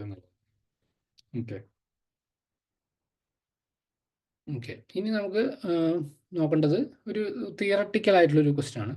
What is the relationship between westernisation, Sanskritisation and modernisation in Indian society? ഇവ തമ്മിലുള്ള ബന്ധം എന്താണെന്നുള്ളതാണ്. നമ്മൾ ഈ ടേംസ് ഒക്കെ പഠിച്ചു, പക്ഷേ ഈ ടേമുകൾ തമ്മിലുള്ള ഒരു ബന്ധം എങ്ങനെയാണെന്നുള്ളതാണ് ക്വസ്റ്റ്യൻ. അപ്പോൾ option A, they are distinct processes with no interconnections. അത് അതിൻ്റേതായ തലത്തിൽ വ്യത്യസ്തമായി നിൽക്കുന്ന 3 പ്രതിഭാസങ്ങളാണ് എന്നുള്ളതാണ് ആദ്യത്തെ ഓപ്ഷൻ. രണ്ടാമത്തെ option, westernisation leads to modernisation while sanskritisation resist both. Westernisation leads to modernisation but while sanskritisation resist both എന്നുള്ളതാണ് രണ്ടാമത്തെ ഓപ്ഷൻ. മൂന്നാമത്തെ option, sanskritisation and westernisation are conflicting processes while modernisation is a neutral force എന്നുള്ളതാണ് മൂന്നാമത്തെ point. നാലാമത്തെ, option D എന്താണ്? These processes often overlap and interact in the transformation of Indian society. These processes often overlap and interact in the transformation of Indian society. ഇതിൽ ഏതാണ് answer? അപ്പോൾ ഇതിൻ്റെ answer എന്ന് പറയുന്നത് ഓപ്ഷൻ ഡി ആണ്. അതായത് വെസ്റ്റേണൈസേഷനും മോഡേണൈസേഷനും സാൻസ്ക്രിറ്റൈസേഷൻ എന്നൊക്കെ പറയുന്നത് ഒരിക്കലും അങ്ങനെ പൂർണ്ണമായിട്ടും കമ്പാർട്ട്മെൻ്റലൈസ് ചെയ്ത് നിൽക്കുന്ന പരസ്പരം ഡിവൈഡ് ചെയ്ത് നിൽക്കുന്ന 3 പ്രോസസ്സുകളല്ല. ഇവ തമ്മിൽ ഒരു കമ്മ്യൂണിക്കേഷൻ, ഇവ തമ്മിലൊക്കെ ഒരു ഓവർലാപ്പിംഗ് ഒക്കെ നടക്കുന്നുണ്ട് എന്നുള്ളതാണ് നമ്മൾ മനസ്സിലാക്കേണ്ടത്. Okay, so westernisation introduces modern ideas, sanskritisation attempts to elevate caste status and modernisation leads to industrial and technological advancements. ഇവ തമ്മിൽ കമ്മ്യൂണിക്കേഷൻ ഇല്ല എന്ന് നമുക്ക് പറയാൻ പറ്റില്ല. ഇവ മൂന്നും അവയാൽ തന്നെ വ്യത്യസ്തമായി നിൽക്കുന്ന കംപ്ലീറ്റ്ലി ഐസൊലേറ്റഡ് ആയിട്ടുള്ള പ്രോസസ്സുകളല്ല. അവ പലപ്പോഴും ഓവർലാപ്പ് ചെയ്യും, അവ ഇൻ്ററാക്ട് ചെയ്യും എന്നുള്ളതാണ് അതിൻ്റെ ഒരു ആൻസർ. ഓക്കെ, ഇനി നമുക്കറിയാം ഡോമിനൻ്റ് കാസ്റ്റ് എന്നുള്ള ഒരു ഐഡിയ കൊണ്ടുവന്നത് എം എൻ ശ്രീനിവാസാണ് നമുക്കറിയാം. അപ്പോൾ എന്താണ് ഈ ഡോമിനൻ്റ് കാസ്റ്റ് എന്നുള്ള കോൺസെപ്റ്റ് വരുമ്പോൾ ട്രഡീഷണൽ ആയിട്ടുള്ള കാസ്റ്റ് സിസ്റ്റത്തിനെ പറ്റിയിട്ടുള്ള ഐഡിയകൾക്ക് എതിരായിട്ടാണ് ഡോമിനൻ്റ് കാസ്റ്റ് എന്നുള്ളൊരു ഐഡിയ ശരിക്കും പറഞ്ഞാൽ വരുന്നത്. എന്താണ് ആ വ്യത്യാസം എന്നുള്ളതാണ് question. How does the concept of dominant caste challenge traditional views of the caste system എന്നുള്ളതാണ് ക്വസ്റ്റ്യൻ. അപ്പോൾ option A, it asserts that only the upper caste hold power in society. Option B, it challenges the idea that ritual status alone determines power. Okay. 3 option C, it supports the idea of caste being irrelevant in contemporary India. Option D, it emphasises the uniformity of caste relations across India. അപ്പം ഇതിലേതാണ് ഇതിലേതാണ് answer? അപ്പം ഇതിലേതാണ് answer? ഇതിൽ കൃത്യമായിട്ടുള്ള answer എന്താണ്? It challenges the idea that ritual status alone determines power എന്നുള്ളതാണ്. അതായത് traditional view of caste system പ്രകാരം caste system is hierarchically ordered, ritual based system ആയിട്ടാണ് കണക്കാക്കപ്പെടുന്നത്. റിച്വലി ഇന്ന ആളുകൾ സുപ്പീരിയർ ആണ്, അതിന് താഴെ ഇന്ന ആളുകൾ, അങ്ങനെ ഒരു തട്ടായിട്ടാണുള്ളത്. അതിൽ പിന്നെ വേറെ ഒരു കൺഫ്യൂഷൻ്റെ ആവശ്യമില്ല, അതിൽ പിന്നെ ഒരു ചേഞ്ച് വരാൻ സാധ്യതയില്ല എന്നുള്ളതായിരുന്നു traditional view of Indian caste system, അല്ലെങ്കിൽ traditional view of caste system. പക്ഷേ ഡോമിനൻ്റ് കാസ്റ്റ് എന്നുള്ള ഐഡിയ എന്ത് ചെയ്തു? അതിനെ ചലഞ്ച് ചെയ്തു. ഡോമിനൻ്റ് ആയിട്ടുള്ള അതായത് റിച്വലി ചിലപ്പോൾ മുകളിലല്ലാത്ത ആളുകളായിരിക്കും. അതായത് ഇന്ത്യൻ വേദിക് ടെക്സ്റ്റിലൊക്കെ പ്രകാരം എന്താ പറയുക, ഡോമിനൻ്റ് അല്ലാത്ത, അല്ലെങ്കിൽ അത് പ്രകാരം റിച്വലി സുപ്പീരിയർ അല്ലാത്ത ആളുകൾ അവരുടെ സംഖ്യ കൊണ്ട്, അതായത് അവരുടെ ന്യൂമറിക്കൽ സ്ട്രെങ്ത് കൊണ്ടും അവരുടെ എന്താ പറയുക, അവരുടെ ഒരു ബാർഗെയിനിങ് പവർ കൊണ്ടും അവരുടെ ലാൻഡ് ഓണിങ് കപ്പാസിറ്റി കൊണ്ടൊക്കെ, ഓക്കെ, ലാൻഡ് ഓണിങ് കപ്പാസിറ്റി കൊണ്ടും ന്യൂമറിക്കൽ സ്ട്രെങ്ത് കൊണ്ടൊക്കെ തന്നെ ഒരു സ്ഥലത്ത് ചിലപ്പോൾ അവർ കുറെ കൂടി ഡോമിനൻ്റ് ആയിരിക്കും എന്നുള്ളതാണ്. ഓക്കെ, അപ്പോൾ ആ ഒരു പോയിന്റാണ് ഇവിടെ നമ്മൾ കണക്കാക്കുന്നത്. ഓക്കെ, അപ്പോൾ ഡോമിനൻ്റ് കാസ്റ്റ് എന്ന് പറയുന്ന idea Indian traditional view of caste സിസ്റ്റത്തിനെതിരെ വർക്ക് ചെയ്തതാണെന്നുള്ളതാണ്. ഓക്കെ, അപ്പോൾ ഈ ഒരു ഡോമിനൻ്റ് കാസ്റ്റ് എന്നുള്ള ഐഡിയ ആരാണ് കൊണ്ടുവന്നത്? നമുക്കറിയാം, എം എൻ ശ്രീനിവാസാണ് കൊണ്ടുവന്നത്. അപ്പോൾ ഈ ഡോമിനൻ്റ് കാസ്റ്റ് എന്ന് പറയുന്നത് റിച്വൽ സ്റ്റാറ്റസിനേക്കാളും എക്കണോമിക് ആൻഡ് പൊളിറ്റിക്കൽ പവറിന് പ്രാധാന്യം കൊടുക്കുന്നു എന്നുള്ളതാണ്. ഓക്കെ ഓക്കെ ഇനി പീറ്റർ മർഡോക്കിൻ്റെ അഭിപ്രായത്തിൽ what is a common feature of a tribe? താഴെ പറയുന്നതിൽ പീറ്റർ മർഡോക്കിൻ്റെ അഭിപ്രായത്തിൽ ഏതാണ് ട്രൈബുമായി ബന്ധപ്പെട്ടിട്ടുള്ള common feature? Only a single clan group ആണ് എന്നുള്ള. Tribe is only a single clan group. Option B എന്താണ്? A definite geographical area and common political organisation. അതാണ് രണ്ടാമത്തെ ഓപ്ഷൻ. മൂന്നാമത്തെ ഓപ്ഷൻ എ ഹൊമോജിനിയസ് റിലീജിയൻ. നാലാമത്തെ ഓപ്ഷൻ ഫിക്സഡ് പൊളിറ്റിക്കൽ ബൗണ്ടറി. അപ്പോൾ ഇതിലേതാണ് Murdoch പറയുന്നത് കോമൺ ഫീച്ചർ ഓഫ് ട്രൈബ് എന്നുള്ളത്? നമുക്കറിയാം ഓപ്ഷൻ ബി ആയിരിക്കും അല്ലേ. എ ഡെഫിനിറ്റ് ജോഗ്രഫിക്കൽ ഏരിയ വേണം, അതുപോലെ തന്നെ ഒരു കോമൺ ആയിട്ടുള്ള ഒരു പൊളിറ്റിക്കൽ ഓർഗനൈസേഷൻ ഉണ്ടെങ്കിലാണ് ഒരു ട്രൈബ് എന്ന് നമുക്കൊരു കമ്മ്യൂണിറ്റിയെ വിളിക്കാൻ വേണ്ടി പറ്റുക എന്നുള്ളതാണ് പീറ്റർ മർഡോക്ക് പറയുന്നത്. Okay, Peter Murdoch defines A tribe as A social group with various sub groups which include clans, nomadic bands and villages. പക്ഷേ അവർക്ക് എന്തുണ്ട്? All of which share A definite geographical area, common language, culture. ഇതാണ് പ്രധാനപ്പെട്ട point. അതുപോലെ തന്നെ common political organisation. ഇത്രയും കാര്യങ്ങളുള്ള ഒരു കമ്മ്യൂണിറ്റിയെയാണ് നമുക്ക് ട്രൈബ് എന്ന് വിളിക്കാൻ പറ്റുക എന്നുള്ളതാണ് മർഡോക്ക് പറയുന്നത്. ഓക്കെ, ഇനി ട്രൈബ്സുമായി ബന്ധപ്പെട്ടിട്ട് തന്നെയുള്ള ചില ക്വസ്റ്റ്യൻസ് ആണ്. ജാർഖണ്ഡിൽ താമസിക്കുന്ന അല്ലെങ്കിൽ പ്രിഡോമിനൻ്റ് ആയിട്ടുള്ള ട്രൈബ് താഴെ പറയുന്നതിൽ ഏതാണ്? Which of the following tribes is predominantly found in the state of Jharkhand? Gonds, Santhals, Bhils, Nagas. അപ്പോൾ നമുക്കറിയാം സാന്താൾസ് ആണ് ജാർഖണ്ഡിൽ പ്രിഡോമിനൻറ്റ്. Okay, predominantly found. അവർ അവിടെ മാത്രമാണ് ഉള്ളത് അങ്ങനെ നമുക്ക് പറയാൻ പറ്റില്ല. ഒരു വെസ്റ്റ് ബംഗാളിലും ഒഡീഷ നെയ്ബറിങ് സംസ്ഥാനങ്ങളിലൊക്കെ ഉണ്ടാവും. പക്ഷേ സാന്തൽസ് ആണ് ജാർഖണ്ഡിലെ ഒരു പ്രിഡോമിനൻ്റ് ആയിട്ടുള്ള ഒരു ട്രൈബൽ കമ്മ്യൂണിറ്റി എന്നുള്ളതാണ്. ഓക്കെ, ഗോണ്ട് ട്രൈബിൽ പെടുന്നവരെ നമുക്ക് മധ്യപ്രദേശ്, മഹാരാഷ്ട്ര, ഛത്തീസ്ഗഡിലൊക്കെയാണ് കൂടുതലായിട്ട് അവരവിടെയാണ് താമസിക്കുന്നത് എന്നുള്ളതാണ്. അതുപോലെ തന്നെ ഭില്ല് എന്ന് പറയുന്ന ട്രൈബിലുള്ള ആളുകളുള്ളത് രാജസ്ഥാൻ, മധ്യപ്രദേശ്, ഗുജറാത്ത് പോലുള്ള സംസ്ഥാനങ്ങളിൽ. പിന്നെ നാഗ ട്രൈബ്സ് സ്വാഭാവികമായിട്ടും നാഗാലാൻഡ് എന്ന് പറയുന്ന സംസ്ഥാനത്താണ് നാഗ ട്രൈബ്സ് താമസിക്കുന്നത് എന്നുള്ളതാണ്. അപ്പോൾ സാന്തൽസ് എന്ന് പറയുന്ന ട്രൈബ്സ് അല്ലെങ്കിൽ സന്താൾ എന്ന് പറയുന്ന ട്രൈബ് ഉള്ളത് ജാർഖണ്ഡിലാണ് എന്നുള്ളതാണ്. ഓക്കെ, അതുപോലെ ഗോണ്ടുകൾ എവിടെയാണ് താമസിക്കുന്നത്? ഇപ്പോൾ നോക്കിയുള്ളൂ, ഗോണ്ടുകൾ സെൻട്രൽ ഇന്ത്യയിലാണ്. അതായത് മധ്യപ്രദേശ്, ഛത്തീസ്ഗഡ്, മഹാരാഷ്ട്ര ഭാഗത്തൊക്കെയാണ് ഗോണ്ട് ട്രൈബ്സ് ഉള്ളത് എന്നുള്ളതാണ്. അതുപോലെ തന്നെ ഹിമാലയൻ റീജിയണിൽ, പ്രത്യേകിച്ച് ഹിമാചൽ പ്രദേശിലും അതുപോലെ തന്നെ കാശ്മീരിലെ ചില ഭാഗങ്ങളിലൊക്കെ ഉള്ള ട്രൈബ്സാണ് ഗഡ്ഡീസും അതുപോലെ തന്നെ ബോട്ടിയാസ് ആൻഡ് ഗഡ്ഡീസ് നമുക്ക് കാണാൻ പറ്റുക ഹിമാചൽ പ്രദേശിലും, അല്ലെങ്കിൽ ഹിമാലയൻ റീജിയണിൽ കാണാൻ പറ്റുന്ന ട്രൈബ്സ് ആണെന്ന് പറയും, ബോട്ടിയാസ്, ഗഡ്ഡീസ്. അതുപോലെ കോസ്റ്റൽ ആന്ധ്രയിൽ താമസിക്കുന്ന ട്രൈബ്സാണ് കോയാസ്, അതുപോലെ തന്നെ പൊറോജ. അതുപോലെ തന്നെ വെസ്റ്റേൺ ഗഡ്സിൽ താമസിക്കുന്ന ആളുകളാണ് കോട്ടാസ്, അതുപോലെ തന്നെ ഇരുളാസ് ഒക്കെ തന്നെ. അപ്പോൾ ഇതാണ് ഇന്ത്യൻ സാഹചര്യത്തിൽ പല ജോഗ്രഫിക്കൽ സ്പ്രെഡ് ഓഫ് ട്രൈബ്സ് എന്ന് പറയുന്നത് ഈ തരത്തിലാണ്. ഓക്കെ, ഇനി നമുക്കറിയാം ഫിഫ്ത്ത് ഷെഡ്യൂളിനെ പറ്റി നമുക്കറിയാം. ഫിഫ്ത്ത് ഷെഡ്യൂൾ ട്രൈബ്സുമായി ബന്ധപ്പെട്ടിട്ടുള്ള കാര്യങ്ങളൊക്കെ തന്നെയും ഡീൽ ചെയ്യുന്ന ഷെഡ്യൂളാണ്. അതിൽ who holds the authority to make regulations for the governance of scheduled areas. Scheduled ഏരിയയിൽ പെടുന്ന പട്ടികയിൽപ്പെടുത്തിയിരിക്കുന്ന പ്രദേശങ്ങൾ, ഓക്കെ, അപ്പോൾ അത്തരത്തിലുള്ള പ്രദേശങ്ങൾ അതാണ് ഷെഡ്യൂൾഡ് ഏരിയസ്. ആ ഷെഡ്യൂൾഡ് ഏരിയസിലുള്ള നിയമങ്ങളിൽ മാറ്റം വരുത്താൻ അധികാര സ്രോതസ് ആരാണെന്നുള്ളതാണ് ചോദ്യം. അപ്പോൾ അതിൻ്റെ ആൻസർ എന്ന് പറയുന്നത് ഒരു സംസ്ഥാനത്തെ ഗവർണർക്കാണ് ഈ ഒരു ഫിഫ്ത്ത് ഷെഡ്യൂളിലെ പെട്ടിരിക്കുന്ന ഷെഡ്യൂൾഡ് ഏരിയാസുമായി ബന്ധപ്പെട്ടിട്ടുള്ള കാര്യങ്ങളിൽ തീരുമാനമെടുക്കാനുള്ള അവകാശമുള്ളത് ഒരു സംസ്ഥാനത്തിലെ ഗവർണർക്ക്, ഗവർണർ ഓഫ് ദ സ്റ്റേറ്റ് എന്നുള്ളതാണ്. Okay, so the governor has the authority to make regulations for the peace and good governance of scheduled areas എന്നുള്ളതാണ്. ഓക്കെ ഓക്കെ ഇനി ഉള്ള ഒരു ക്വസ്റ്റ്യനും ട്രൈബ്സുമായി ബന്ധപ്പെട്ടിട്ട് തന്നെയുള്ള ഒരു ക്വസ്റ്റ്യനാണ്. According to the 2011 census, which tribal group accounts for approximately 38% of India's total scheduled tribal population? Okay, മൊത്തം ഇന്ത്യയിലെ ഷെഡ്യൂൾഡ് ട്രൈബ് പോപ്പുലേഷൻ്റെ തന്നെ 38% വരുന്നത് താഴെ പറയുന്നവയിൽ ആരാണ്, ഏത് പർട്ടിക്കുലർ ട്രൈബാണെന്നുള്ളതാണ്. ഓക്കെ, അപ്പോൾ ഭില്ലാണ്. ഭില്ല് എന്ന് പറയുന്ന ട്രൈബ് ഏകദേശം 37.7% ടോട്ടൽ ST പോപ്പുലേഷൻ്റെ 37.7% എന്ന് പറയുന്നത് ലാർജസ്റ്റ് ട്രൈബൽ ഗ്രൂപ്പാണ് ഭില്ല് എന്ന് പറയുന്നത്. ഓക്കെ, പിന്നെ നമുക്കറിയാം ലിറ്റിൽ ട്രഡീഷനെ പറ്റിയിട്ടും ഗ്രേറ്റ് ട്രഡീഷനെ പറ്റിയിട്ടൊക്കെ നമ്മൾ പഠിച്ചിട്ടുണ്ട്. അതിൽ തന്നെ ലിറ്റിൽ ട്രഡീഷൻ എവിടെയാണ് കാണപ്പെടുന്നത്, ഏത് സ്ഥലത്തായിരിക്കും കൂടുതലായിട്ട് ലിറ്റിൽ ട്രഡീഷൻ കാണപ്പെടുന്നത് എന്നുള്ളതാണ് അടുത്തൊരു ചോദ്യം.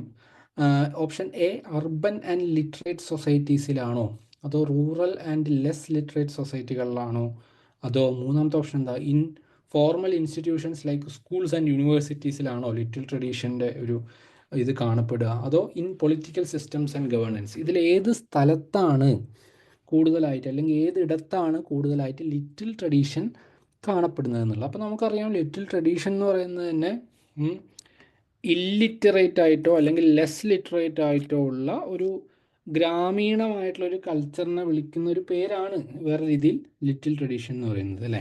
അപ്പോൾ ഈ ലിറ്റിൽ ട്രഡീഷൻ കാണപ്പെടുന്നത് റൂറൽ ആൻഡ് ലെസ് ലിറ്ററേറ്റ് ഏരിയാസിലായിരിക്കും എന്നുള്ളതാണ് അതിൻ്റെ ഒരു ആൻസർ. ഓക്കെ, അത് ഓറൽ ട്രഡീഷൻസ് ആയിട്ടും ഫോക്ലോറായിട്ടും മിത്തായിട്ടും ലോക്കൽ കസ്റ്റംസ് ഒക്കെ ആയിട്ടുള്ള മാനിഫെസ്റ്റ് ചെയ്ത കാര്യങ്ങളെയാണ് ലിറ്റിൽ ട്രഡീഷൻസ് ആയിട്ട് ക്ലാസിഫൈ ചെയ്തിരിക്കുന്നത് എന്നുള്ളതാണ്. അപ്പോൾ ലിറ്റിൽ ട്രഡീഷൻ നമ്മൾ റൂറൽ ആൻഡ് ലെസ് ലിറ്ററേറ്റ് സൊസൈറ്റിയിൽ കാണുമെന്ന് പറയാം. അതേപോലെ തന്നെ അങ്ങനെയാണെങ്കിൽ ഗ്രേറ്റ് ട്രഡീഷൻ എവിടെയായിരിക്കും കാണുക, നേരെ തിരിച്ച് അർബൻ ഏരിയാസിലും കുറേ കൂടി എഡ്യൂക്കേറ്റഡ് ക്ലാസ്സിൻ്റെ ഇടയിലുമാണ് ഗ്രേറ്റ് ട്രഡീഷൻ എന്നുള്ള ഒരു സംഗതി കാണപ്പെടുക എന്ന് വേണമെങ്കിൽ പറയാം. ഓക്കെ, ഇനി അടുത്തത് യൂണിവേഴ്സലൈസേഷൻ, പരോക്യലൈസേഷൻ എന്നുള്ള ടേംസ് ഒക്കെ നമ്മൾ പഠിച്ചിട്ടുണ്ട്, അല്ലേ. അപ്പോൾ അതിൻ്റെ ക്ലാസ് ഒക്കെ എടുത്ത് നോക്കിയാൽ മതി, കൃത്യമായിട്ട് അതിൽ പറയുന്നുണ്ട് എന്താണ് യൂണിവേഴ്സലൈസേഷൻ, എന്താണ് പരോക്യലൈസേഷൻ എന്നൊക്കെ ഉള്ളത്. ഇപ്പോൾ നമുക്ക് ക്വസ്റ്റ്യൻ എന്താണ്, what does the concept of universalisation refer to in cultural terms. Universalisation എന്ന് പറഞ്ഞാൽ എന്താണ്? ഓപ്ഷൻ എ എന്താ, the spread of culture in a specific localised community. Option B, the process of making something local and particular. Option C, the process through which local or particular elements are adopted across different regions or societies. ഒരു ചെറിയ സ്ഥലത്തുള്ള ഒരു പ്രാദേശികമായൊരു ഒരു ആചാരമോ ഒരു ആഘോഷമോ എന്തെങ്കിലും ഒരു സംഗതി വേറൊരു റീജിയനിലേക്ക് കുറേ കൂടി സ്പ്രെഡ് ആവുന്ന ഒരു പ്രോസസ്സാണോ, that is C. Option D, the preservation of specific cultural practices in isolated communities. അപ്പോൾ ഇതിലെന്താണ് യൂണിവേഴ്സലൈസേഷൻ, പേരിൽ തന്നെ ഉണ്ടല്ലോ യൂണിവേഴ്സലൈസേഷൻ, ഒരു യൂണിവേഴ്സിലേക്ക് സ്പ്രെഡ് ചെയ്യുന്ന പോലെയുള്ളൊരു സംഗതിയാണ് നമുക്കറിയാം. അപ്പോൾ ഓപ്ഷൻ സി ആയിരിക്കും, ഒരു ലോക്കലായിട്ടുള്ള ഒരു ആചാരമോ ഒരു ആഘോഷമോ കുറേ കൂടി വലിയൊരു ജോഗ്രഫിയിലേക്ക് സ്പ്രെഡ് ചെയ്യുന്ന ഒരു പ്രോസസ്സാണ് യൂണിവേഴ്സലൈസേഷൻ എന്ന് പറയുന്നത്. Okay, the process through which local or particular elements are adopted across different regions എന്നുള്ളതാണ് universalisation. Okay, expansion of certain cultural social or religious practices എന്ന് നമുക്ക് പറയാം across diverse regions and societies. അങ്ങനെ വരുമ്പോൾ എന്ത് പറ്റും, അത് വൈഡ് സ്പ്രെഡ് ആവും, അത് യൂണിവേഴ്സലി കുറേ കൂടി വലിയൊരു ക്രൗഡിനെ അക്സെപ്റ്റ് ചെയ്യുന്ന രീതിയിലേക്ക് ആ കൾച്ചർ സ്പ്രെഡ് ആവുന്നു എന്നുള്ളതാണ്. ഈ ഒരു പ്രോസസ്സിനെയാണ് നമ്മൾ യൂണിവേഴ്സലൈസേഷൻ എന്ന് വിളിക്കുന്നത്. Okay, what significant change was made by the Hindu succession amendment act 2005? ഒന്ന്, woman were granted equal rights to inherit ancestral property. Daughters were given equal property rights as sons. Hindu widows were given full control over their property. Women were granted ownership rights only to property acquired after the act. അപ്പോൾ ഇതിൽ ഏതാണ് answer? ഇതിൽ answer daughters were given equal property rights as sons എന്നുള്ളതാണ് ഈ ഒരു Hindu succession ആക്ടിൻ്റെ ഒരു പ്രധാനപ്പെട്ട point. Okay, ഇനി ഇത് വളരെ പ്രധാനപ്പെട്ട ഒരു റിലവൻ്റ് ആയിട്ടുള്ള കണ്ടംപററി ക്വസ്റ്റ്യൻ ആണ്, മീൻസ് ഒരു റീസെൻറ്റ് ഡെവലപ്മെൻറ്റ് കൂടിയാണ്. Which article of the Indian constitution does the women's reservation bill 2023 propose to amend for reserving seats for women in the Lok Sabha? അപ്പോൾ ലോക്സഭയിൽ സ്ത്രീകൾക്ക് 33% സീറ്റ് റിസർവ് ചെയ്യുന്ന ഒരു ബില്ല് ഇപ്പോൾ പാസ്സായിട്ടുണ്ട്. അപ്പോൾ ആ ബില്ലാണല്ലോ വുമൻസ് റിസർവേഷൻ ബിൽ, 2023 പാസ്സായതാണ് അല്ലേ. അപ്പോൾ ഈ ബില്ല് പ്രകാരം ഏത് ആർട്ടിക്കിളിനെ അമെൻഡ് ചെയ്തിട്ടാണ് ഈ ഒരു സംഗതി വന്നതെന്നുള്ളതാണ്. അപ്പോൾ നമുക്കറിയാം ആർട്ടിക്കിൾ 330 ലോക്സഭയിലുള്ള റെപ്രസെൻറ്റേഷനെ പറ്റിയിട്ടൊക്കെ സംസാരിക്കുന്ന ആർട്ടിക്കിൾ. അപ്പോൾ അതിൻ്റെ ഉള്ളിലായിരിക്കും ഭേദഗതി വരുത്തേണ്ടത്. അപ്പോൾ സ്വാഭാവികമായിട്ടും ഈ ഓപ്ഷനുകളിൽ ആൻസർ എന്ന് പറയുന്നത് ആർട്ടിക്കിൾ 330A, അതായത് ഒരു എക്സിസ്റ്റിംഗ് ആർട്ടിക്കിളിൻ്റെ ഉള്ളിൽ വേറൊരു ഭേദഗതി വരുത്തുമ്പോൾ അതായത് ആ ലോക്സഭയിലെ പ്രാതിനിധ്യത്തെ പറ്റി പ്രതിപാദിക്കുന്ന ആർട്ടിക്കിളാണ് ആർട്ടിക്കിൾ 330. അപ്പോൾ അതിലാണല്ലോ ചേഞ്ച് വരുത്തേണ്ടത്, കാരണം ലോക്സഭയുടെ പ്രാതിനിധ്യത്തെ ബാധിക്കുന്ന ഒരു ബില്ലാണിത്. അപ്പോൾ ആർട്ടിക്കിൾ 330A എന്ന് പറയുന്ന പുതിയൊരു ആർട്ടിക്കിൾ അവിടെ ഇൻട്രൊഡ്യൂസ് ചെയ്യപ്പെടുകയാണ് എന്നുള്ളതാണ്, അല്ലെങ്കിൽ അതിൻ്റെ ഉള്ളിൽ തന്നെ ഭേദഗതി, മൈനറായിട്ടുള്ള ഒരു ഭേദഗതി വരുത്തുന്നു എന്നുള്ളതാണ്. ഓക്കെ, അപ്പോൾ ആർട്ടിക്കിൾ 330A ആണ് answer. Okay, in the context of the Santhal uprising, what was a significant grievance of the Santhal tribes against the Zamindars? സമീന്ദാർസിനെതിരെ പ്രധാനപ്പെട്ട ഒരു ഗ്രീവൻസ് എന്തായിരുന്നു? എന്തുകൊണ്ടാണ് സന്താൾ അപ്രൈസിങ് അല്ലെങ്കിൽ റിവോൾട്ട് എന്നൊക്കെ പറയുന്ന സംഗതി ഉണ്ടായി വന്നത് എന്നുള്ളതാണ്. ഓക്കെ, അപ്പോൾ എന്താണ് options? Option A, forced recruitment into the British army, അതാണോ ഒരു കാരണം? Option B, excessive taxation and exploitation through high interest loans വഴി, ഹൈ ഇൻട്രസ്റ്റ് ഉള്ള ലോൺസ് വഴി എക്സ്പ്ലോയിറ്റേഷൻ കൂട്ടി അല്ലെങ്കിൽ ടാക്സ് കൂട്ടി, അങ്ങനെയൊക്കെ അതാണോ പ്രധാനപ്പെട്ട ഒരു കാരണം? പിന്നെ മൂന്നാമത്തെ option, restrictions on tribal cultural practices. Option D, imposition of British law over tribal customs. ഇതിലേതാണ് ഏറ്റവും പ്രധാനപ്പെട്ട ഒരു ഗ്രീവൻസ് സന്തൽ അപ്രൈസിങ്ങിൻ്റെ എന്നുള്ളതാണ്. അപ്പോൾ നമുക്കറിയാം ഇത് കൊളോണിയലിസത്തിൻ്റെ ഭാഗമായിട്ടും സമീന്ദാരി സിസ്റ്റത്തിൻ്റെ ഭാഗമായിട്ടൊക്കെയാണ് സാന്താൾ ട്രൈബ്സിന് വളരെയധികം ബുദ്ധിമുട്ട് അനുഭവിക്കേണ്ടി വന്നത്. അപ്പോൾ പുതിയ തരം ടാക്സേഷൻ അതായത് എക്സിസ്റ്റിംഗ് ആയിട്ടുള്ളൊരു ടാക്സേഷൻ സിസ്റ്റത്തിൽ ഒരുപാട് പുതിയ തരം ടാക്സേഷൻ കൊണ്ടുവരികയും അതേപോലെ തന്നെ സന്താൾസിന് ലോൺ കൊടുത്ത് അവരെ ഹൈ ഇൻട്രസ്റ്റ് റേറ്റ് വെച്ച് അവരെ പറ്റിച്ച് അവരെ ബോണ്ടഡ് ലേബറിലേക്ക് കൊണ്ടുവരികയും ചെയ്തു എന്നുള്ളതാണ് ഈ ഒരു പ്രശ്നം. അതുകൊണ്ട് തന്നെ സന്താൾസ് എതിർത്തത് അവർക്കെതിരെയുള്ള ഈ എക്സസീവ് ടാക്സേഷനും അതുപോലെ തന്നെ ഈ ഹൈ ഇൻട്രസ്റ്റ് ലോൺ വഴി അത് കൊടുക്കുകയും അത് തിരിച്ചടയ്ക്കാൻ പറ്റാതാവുമ്പോൾ അവരെ ബോണ്ടഡ് ലേബർ പോലുള്ള എക്സ്പ്ലോയിറ്റേഷനുകളിലേക്ക് പെടുത്തി കൊണ്ടുവരുന്നതുമായി ബന്ധപ്പെട്ടുള്ള കാര്യങ്ങൾക്കെതിരെയാണ് സന്താൾ അപ്രൈസിങ് നടന്നത് എന്നുള്ളതാണ്. ഓക്കെ, അപ്പോൾ ഇതിൽ പ്രഥമ ബാനർജി എന്ന് പറയുന്ന സോഷ്യോളജിസ്റ്റ് കുറേ അധികം വർക്ക് ഇതിൽ നടത്തിയിട്ടുണ്ട് സന്താൾ അപ്രൈസിങ്ങുമായിട്ട് ബന്ധപ്പെട്ടിട്ടുള്ളത്. അപ്പോൾ എന്തൊക്കെയാണ് പ്രധാനപ്പെട്ട കാരണങ്ങൾ എന്ന് ചോദിച്ചാൽ colonial exploitation and the zamindari system, ഇതാണ് ഒരു പ്രധാനപ്പെട്ട കാരണം. പിന്നെ the role of the Santhal as other എന്നുള്ളതാണ്. അപ്പോൾ സന്തൾ എന്ന് പറയുന്ന ആളുകൾ അപരവൽക്കരിച്ചു എന്നുള്ളതാണ്. ബ്രിട്ടീഷ് അഡ്മിനിസ്ട്രേഷൻ സന്താൾസിനെ ഒരിക്കലും ഇന്ത്യൻ സമൂഹത്തിൻ്റെ ഒരു ഭാഗമായി കാണാതെ മെയിൻ സ്ട്രീം സമൂഹത്തിൻ്റെ ഭാഗമല്ല എന്ന് ഡിഫൈൻ ചെയ്യുകയും അവരെ പ്രിമിറ്റീവ് ആണെന്നും അവർക്ക് കൾച്ചർ ഇല്ല എന്നൊക്കെ തരത്തിലുള്ള ഒരുതരം അവരെ അതറൈസ് ചെയ്യുന്നൊരു പ്രോസസ്സും കൂടി നടന്നു എന്നുള്ളതാണ് ബാനർജിയുടെ സ്റ്റഡിയിൽ പറയുന്നത്. അതുപോലെ തന്നെ ഈ ഒരു റെസിസ്റ്റൻസ് എന്തിൻ്റെ കൂടി ഭാഗമാണ്? ഒരു കലക്റ്റീവ് ഐഡൻറ്റിറ്റിയുടെ ഭാഗം, resistance through collective identity. Santhal എന്ന് പറയുന്ന ഒരു ട്രൈബൽ ഐഡൻറ്റിറ്റിയുടെ ഒരു പ്രകടനം കൂടിയാണ് ഈ ഒരു സമരത്തിലൂടെ നടന്നതെന്നുള്ളതാണ്. ഓക്കെ, അതുപോലെ തന്നെ ഇതിൻ്റെ വളരെ പ്രത്യേകത എന്ന് വെച്ചാൽ കൊളോണിയൽ റെസിസ്റ്റൻസ് മൂവ്മെൻറ്റുകൾ, കൊളോണിയൽ വൽക്കരണത്തിനെതിരെ ഇന്ത്യയിലെ ആദ്യകാല റെസിസ്റ്റൻസ് മൂവ്മെൻറ്റുകളിലെ പ്രധാനപ്പെട്ട ഒരു മൂവ്മെൻറ്റാണ്. ഇന്ത്യൻ ദേശീയ സമരത്തെ പറ്റിയൊക്കെ പറയുന്ന സമയത്ത് ഏറ്റവും ആദ്യം ബ്രിട്ടീഷുകാർക്കെതിരെ പോരാടിയ ആളുകളിൽ ഒരാളെന്ന് പറയുന്ന ഒരു കമ്മ്യൂണിറ്റി എന്ന് പറയുന്നത് സന്താൾ ഗ്രൂപ്പാണ് നമ്മൾ പറയേണ്ടി വരും. Okay, which system was replaced by the zamindari system in Munda society leading to increased indebtedness? അപ്പോൾ സമീന്ദാരി സിസ്റ്റം വഴി മുണ്ട ട്രൈബ്സിലും ചില മാറ്റങ്ങൾ മാറ്റം വരുത്തിയിട്ടുണ്ട്. അതായത് സമീന്ദാരി സിസ്റ്റം ഇൻട്രൊഡ്യൂസ് ചെയ്യപ്പെട്ടു മുണ്ട ട്രൈബ്സിൻ്റെ ഇടയിൽ. അപ്പോൾ അതിന് മുമ്പ് അവിടെ ഉണ്ടായിരുന്ന മുണ്ട സൊസൈറ്റിയിൽ ഉണ്ടായിരുന്ന ഒരു സംഗതി എന്തായിരുന്നു എന്നുള്ളതാണ്. ഭാഗ സിസ്റ്റമാണോ, കുൻകട്ടി സിസ്റ്റമാണോ, ഭൂംജി സിസ്റ്റമാണോ, സർപ്പൻ സിസ്റ്റമാണോ? അതിൽ കുൻകട്ടി സിസ്റ്റമായിരുന്നു മുണ്ട സൊസൈറ്റിയെ സംബന്ധിച്ചിട്ട് അവർ ഫോളോ ചെയ്ത് വന്ന പ്രാക്ടീസ്. അപ്പോൾ അതിൽ ഒരു ചേഞ്ച് വരുത്തിയിട്ട് സമീന്ദാരി സിസ്റ്റം കൊണ്ടുവരികയാണ് ചെയ്തത് എന്നുള്ളതാണ്. ഓക്കെ, അപ്പോൾ അതാണ് ഈ ഒരു ക്വസ്റ്റിൻ്റെ answer. Khuntkatti system is associated with Munda tribes. അതാണ് നമ്മൾ മനസ്സിലാക്കേണ്ട പ്രധാനപ്പെട്ട പോയിന്റ്. മുണ്ട റിബല്യണ് വേറൊരു പേര് കൂടി ഉണ്ട്. അതെന്താണെന്നുള്ളതാണ് ക്വസ്റ്റ്യൻ നമ്പർ 34. ഉൾഗുലൻ എന്ന് പറയും. ഉൾഗുലനാണ് അതിൻ്റെ ആൻസർ. ഓക്കെ, ഉൾഗുലൻ. ഇനി നമ്മൾ കുറച്ച് സ്പീഡിൽ പോകേണ്ടി വരും, കാരണം ഇനി കുറച്ച് ക്വസ്റ്റ്യൻസും കൂടി ഉണ്ട്. അപ്പോൾ നമുക്ക് ഇതുവരെ എന്തെങ്കിലും ഡൗട്ട് ഉണ്ടെങ്കിൽ ഇപ്പോൾ തന്നെ ചോദിക്കാവുന്നതാണ്. എത്ര പേര് ക്ലാസ്സിൽ ഉണ്ട് എന്നറിയില്ല. എന്തെങ്കിലും ഡൗട്ട് ഉണ്ടെങ്കിൽ ചോദിക്കാം, ഇല്ലെങ്കിൽ ഞാൻ കണ്ടിന്യൂ ചെയ്യാം. വേറെ ഈ ഡിസ്കസ് ചെയ്യാത്ത പോയിന്റ്സുകളായാലും ശരി, നിങ്ങൾക്ക് എന്ത് വേണമെങ്കിൽ ഇപ്പോൾ ചോദിക്കാവുന്നതാണ്. ഓക്കെ, അപ്പോൾ മുണ്ടാർ റിബല്യൺ ബിർസ മുണ്ടയുടെ നേതൃത്വത്തിലാണെന്നുള്ളത് നമുക്കറിയാവുന്ന കാര്യമാണ്.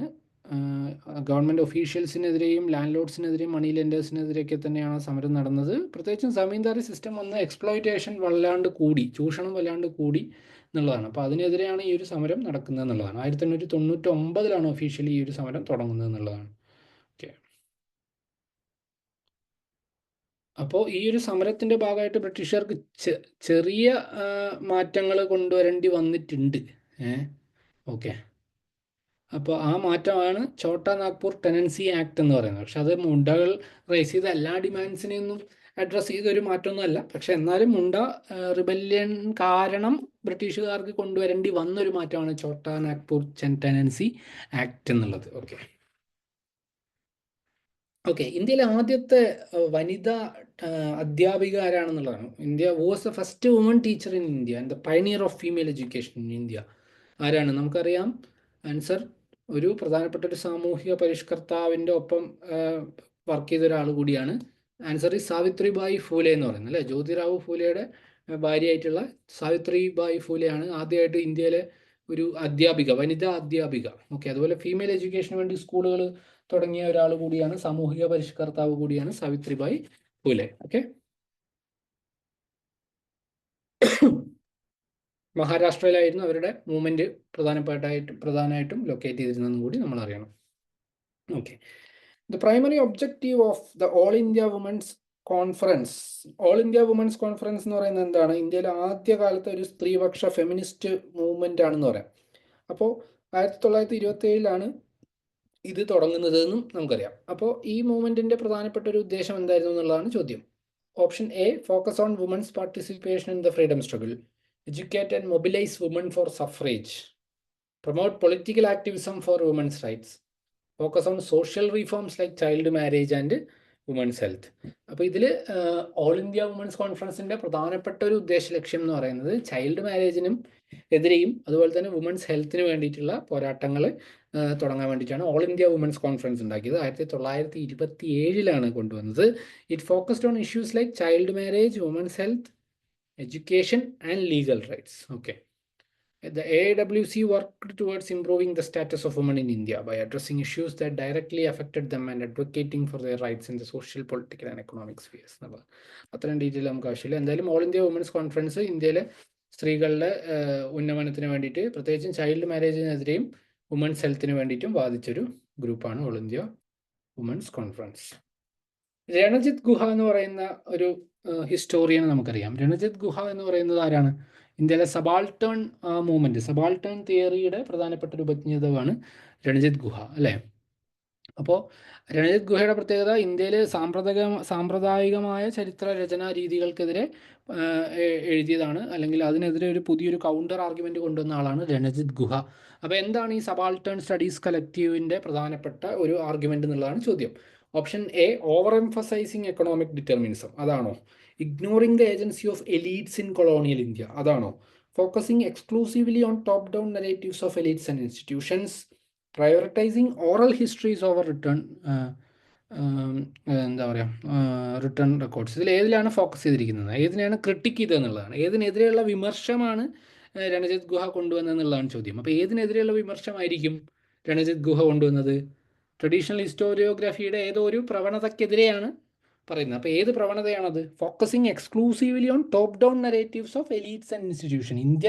ഇന്ത്യയുടെ സാമ്പ്രദായികമായ ചരിത്രരചനാ പാരമ്പര്യം എന്ന് പറയുന്നത് ഒരു ടോപ്പ് ഡൗൺ അപ്രോച്ചാണെന്നും അത് ഇന്ത്യയിലെ എലീറ്റുകളാൽ സൃഷ്ടിക്കപ്പെട്ട ഒരു ഇതാണെന്നും ഇന്ത്യയിലെ പണിയെടുക്കുന്ന അധ്വാനിക്കുന്ന വർഗത്തിൻ്റെ ചരിത്രം എവിടെയും രേഖപ്പെടുത്തപ്പെട്ടിട്ടില്ല എന്നും ഉള്ളതാണ് രണജിത് ഗുഹയുടെ പ്രധാനപ്പെട്ട ഒരു ക്രിട്ടിക് എന്ന് പറയുന്നത്. സോ ഓപ്ഷൻ സി ആണ് answer.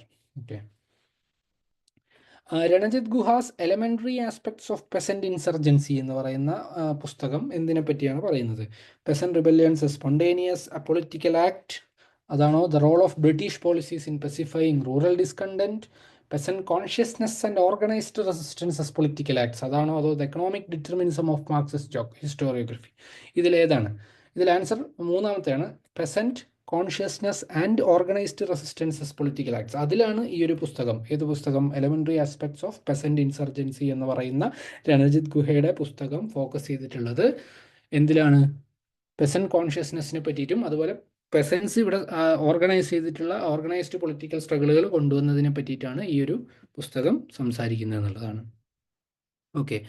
Which of the following tribes in India follows a matrilineal system where lineage and inheritance are traced through the mother? അതാണ് മാട്രിലീനിയൽ സിസ്റ്റം. നമുക്കറിയാം. താഴെ പറയുന്നതിൽ ഏതിൽ ട്രൈബാണ്? ഇത് നിങ്ങൾക്ക് എന്തായാലും അറിയുന്ന ആൻസർ ആയിരിക്കും അല്ലേ? ഖാസീസ്. ഇതൊക്കെ നമ്മൾ എന്തായാലും അറിഞ്ഞിരിക്കേണ്ട ഫണ്ടമെൻ്റൽ ക്വസ്റ്റ്യൻസ് ആണ്. The Khasi tribe of Meghalaya practices matrilineality where property and clan names are passed through the mother's line. The Garo and Jaintia tribes in north east India also follow similar patterns. അപ്പം മാട്രിലീനിയാലിറ്റി ഫോളോ ചെയ്യുന്ന പ്രധാനപ്പെട്ട ഗ്രൂപ്പുകളാണ് ഖാസി, ഗാരോ, ജൈന്തിയ എന്നൊക്കെ പറയുന്ന ട്രൈബ്സുകൾ. Okay. Okay, ഇനി നമ്മൾ എനിക്ക് തോന്നുന്നു അവസാനത്തെ ഒരു ക്വസ്റ്റ്യനാണ്. അവസാനത്തെ ക്വസ്റ്റ്യനിലെത്തി. Which tribe is known for practising jhum cultivation? Jhum cultivation practice ചെയ്യുന്ന ട്രൈബൽ ഗ്രൂപ്പ് ഏതാണെന്നുള്ളതാണ്. അത് തോടകളാണോ, ബോണ്ടാസ് ആണോ, മിസോ ആണോ, തോടയാണോ എന്നുള്ളതാണ്. തോട എന്നുള്ള ഓപ്ഷൻ 2 പ്രാവശ്യം വന്നിട്ടുണ്ട്, സോറി ഫോർ ദാറ്റ്.